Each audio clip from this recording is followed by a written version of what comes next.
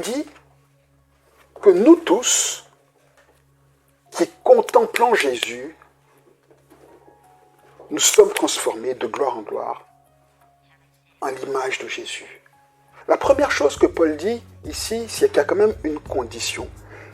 Il parle de nous tous qui contemplons le visage. Donc ça veut dire que pour que cela arrive, il faut contempler le visage. Il ne dit pas nous tous qui sommes sauvés. Non, il dit nous tous qui contemplons le visage de Dieu. Donc ça veut dire déjà que quand on ne contemple pas Dieu, ce n'est pas possible d'être participant de sa gloire et d'être transformé de gloire en gloire à son image. Contempler, ça veut dire regarder attentivement ou observer quelque chose attentivement au point d'être absorbé par la chose. En fait, contempler, c'est un peu comme si on regarde de manière fixe un point, peu importe le ciel ou le mur ou peu importe. Et vous savez, on est pris dans nos pensées et on n'est plus là. Et puis quelqu'un nous parle et puis... Eh, t'es là? Ah ouais. Et Paul dit que pour être transformé de gloire en gloire à l'image de Dieu, il faut regarder Christ de cette manière-là. Il est écrit là au verset 28, Exode 34, que Moïse fut là avec l'Éternel 40 jours et 40 nuits. Écoutez, Moïse resta, ou alors Moïse demeura avec l'Éternel pendant 40 jours et 40 nuits. Le verset 29, Moïse descend de la montagne avec l'étape du témoignage dans sa main, et en descendant de la montagne, il ne savait même pas que la peau de son visage rayonnait parce qu'il avait parlé à l'Éternel.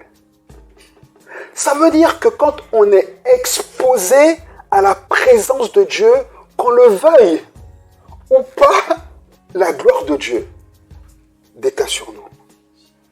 Maintenant, évidemment, le point central se trouve dans ce verbe que j'ai traduit de plusieurs manières ici avec les différentes traductions, qui dit Moïse fut là dans la présence de Dieu. Ou d'autres disent Moïse resta dans la présence de Dieu. Ou Moïse demeura dans la présence de Dieu. Ici, il y a la réponse à cette problématique qui fait que nous, les chrétiens, on ne reflète pas la gloire de Dieu. Parce qu'on ne passe pas de temps avec Dieu. Moïse était dans la présence de Dieu. Moi, ce que je trouve intéressant dans cette histoire-là, c'est que Dieu n'a pas dit à Moïse, viens, on va passer ensemble 40 jours et 40 nuits. Moïse ne savait pas combien de temps il allait passer. Moïse n'a pas préparé de casse-croûte. Mais à aucun moment, pendant les 40 jours et les 40 nuits, Moïse a dit, écoute Seigneur, attends, j'ai laissé Séphora là-bas avec les enfants, il faut que j'aille. Parce que tu sais, on avait programmé des trucs, il faut que j'aille voir si tout est prêt. Ah bah tiens, peut-être Séphora m'attend pour manger. Ah mais tu sais, Seigneur, attends, le peuple il m'attend. J'ai toutes ces contraintes qu'on s'impose et que finalement, on impose à Dieu et qui nous font sortir de la présence de Dieu. Et en même temps qu'on sort de la présence de Dieu, on veut la gloire de Dieu. Donc on dit, Seigneur, attends, je fais ce que j'ai à faire et je reviens. Et tu recommences à manifester ta gloire. Parce que l'éternité qu'on va passer avec Jésus, il n'y aura plus rien autour de nous. On sera qu'avec lui. C'est ce que la Bible nous dit.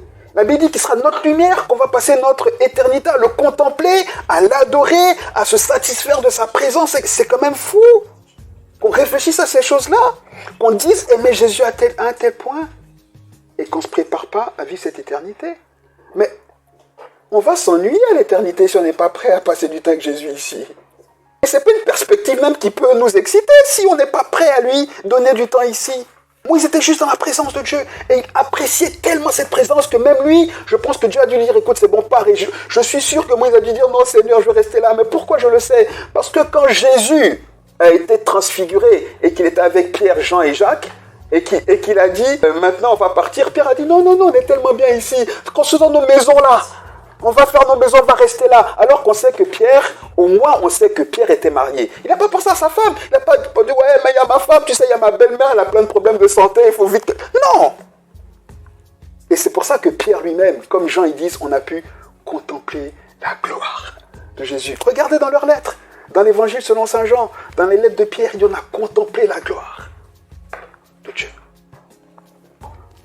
Rester dans la présence de Dieu, ça veut dire quoi? Dieu est où? Dieu est ici. Dieu est nulle part ailleurs. Nulle part ailleurs. Passez du temps dans la méditation de la parole de Dieu. Passez du temps. Si on commence à entrer dans la présence de Dieu en disant, écoute, moi j'ai une demi-heure, au bout d'une demi-heure, Seigneur, tu fais ce que tu veux. Mais ça se trouve, c'est à la 29e minute là, que le Seigneur va commencer à parler à nos cœurs. Mais comme on a une demi-heure, ça vous est déjà arrivé ou pas? Donc pour être transformé à l'image et à la gloire de Dieu, de gloire en gloire, il faut accepter de passer du temps dans sa présence. À titre indicatif, Moïse a passé 40 jours et 40 nuits. Là, tout le monde se dit, je n'ai pas 40 jours et 40 nuits. Moi, je l'ai dit à titre indicatif. C'est pas moi qui l'ai dit, c'est écrit. Et là, tout le monde va se dire, je ne fais forcément pas assez. En fait, c'est ça. Paul dit clairement que c'est quand on contemple le visage découvert. Ça veut dire que quand on accepte de se regarder honnêtement au travers de la Bible. Honnêtement, de contempler Dieu par rapport à qui on est vraiment. De se remettre en question. Quand on regarde la parole de Dieu et qu'on dit, par exemple, les adultères n'entreront pas au paradis et qu'on adultère, on se dit, mais Seigneur, j'ai un problème. C'est ça. Quand on regarde Dieu comme ça, le visage découvert, ça veut dire sans filtre, naturellement. Paul dit qu'on est transformé de gloire en gloire à l'image de Dieu. Ça veut dire que c'est quand on fait ça, de cette manière qu'on commence naturellement, sans même avoir besoin de prier, à réfléchir comme Dieu. On est naturellement impacté par la vie de Dieu.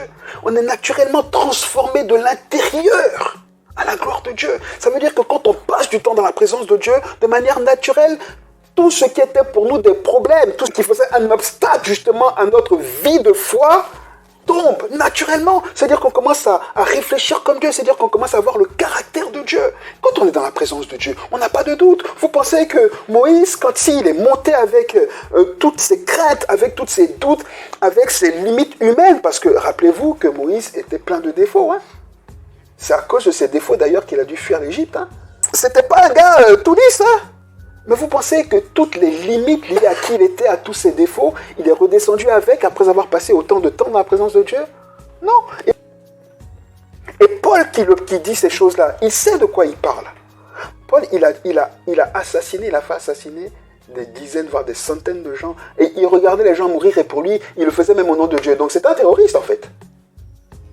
Quelqu'un qui tue au nom de Dieu, c'est quoi? C'est un terroriste? Mais Paul, il tue au nom de Dieu, non?